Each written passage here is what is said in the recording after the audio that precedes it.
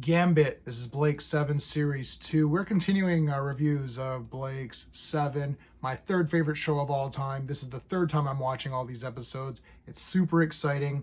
Let's talk about this one using my space system. Story, pacing, artistry, characters, enjoyment. Each category gets a score between 0 and 2. 2 is the best you can get in any category. I'm going to give the storyline a 1. This one was okay, but it's one of those episodes where you could kind of skip it. It could just be told in a quick flashback or something. Like, let's say they're looking for Star One.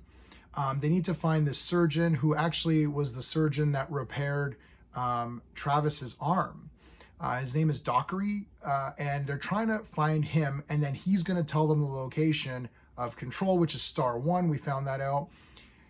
Everything that happens in this episode could have easily just been told in the next episode or just ignored, because he doesn't give them the answer. He leads them to someone else who's now going to give the answer, because there's another guy that worked there. Apparently they had wiped their memories of working, so they don't really know the location, but the one guy didn't have his memory wiped, so now they got to find that guy. So it's just like, you found this guy to tell you to find another guy. It's like an extended Dungeons and Dragons thing. I still like the story. The main parts that I like, though, was Servalan, and we're going to get to the character section. The story is still good. I'm giving it 1. If I gave it a 0, that's bad. 1 means good and 2 means amazing. I don't know if I would say it's amazing. The B plot is Villa and Avon go to this gambling place where they play live speed chess, where you play against an opponent and you have 5 seconds to make a move, and if you lose, you die. If you win, you get $1 million if you beat this guy. And they also want to break the casino, play gambling, whatever. And they're like, well, we'll take Aurak with us, but he's huge, right? Aurak is big. So like, well, Aurak, can you make yourself smaller and retain all your knowledge? He's like, sure I can. And he does. That's weird. Like, how does that work? He can just do that. If he can do that, shouldn't he just be small all the time? And then how do they turn him on? Like, is the key now like this big?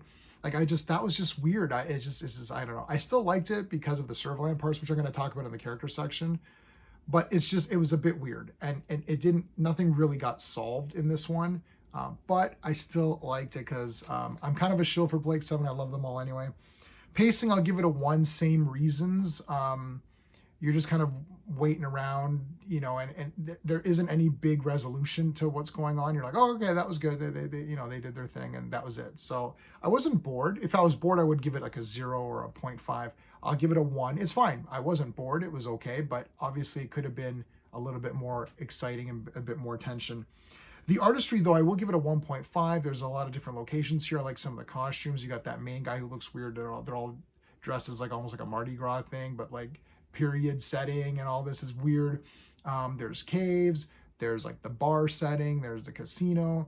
With Blake 7 in these old shows, it's hard to rate the visual effects because, they did the best they could with the budget that they had at the time.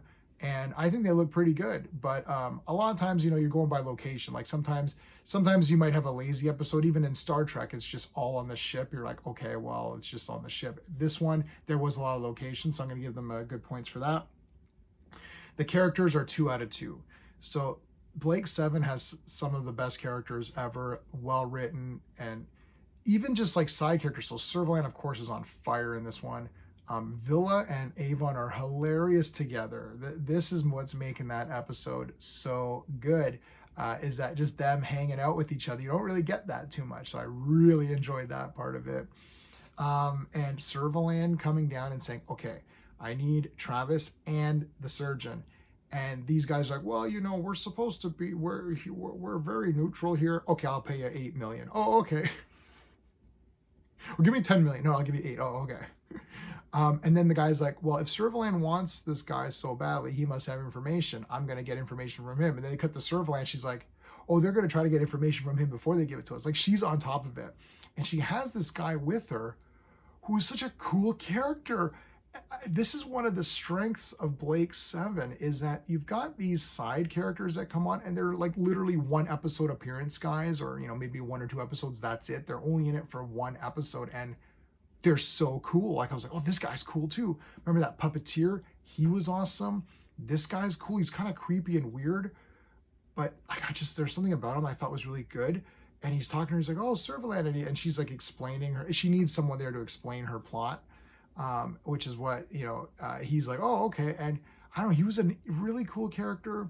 I mean, like, Blake is good. Like, Blake, Jenna, and Callie aren't doing as much in this one. It's the other guys, but they're all so good. I loved all the characters in this episode. It was really done well. For the enjoyment factor, I'm also going to give it a 2 out of 2 because of the reasons I just said about the characters. This is one of these ones. Sometimes you get a 10 out of 10 because the story, the characters, the tension, it all comes together in one episode. This one, the story's like, yeah, it's just there. But the characters were so good. Sometimes you have one that has a really good story, but the characters don't do that much because it's just, we got to get this story element out of the way.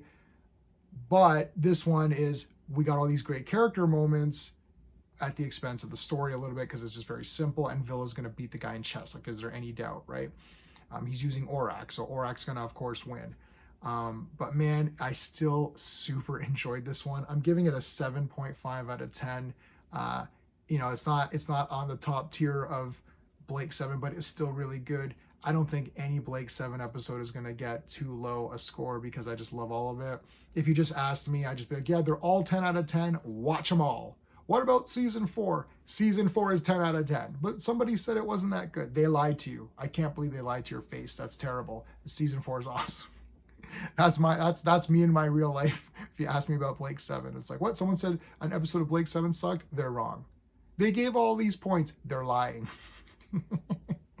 I love Blake 7. All right, guys, that's it. If you like the video, please hit the like button and subscribe to the channel. Check out the playlist for classic TV shows. If you like Star Trek, that's all on there too.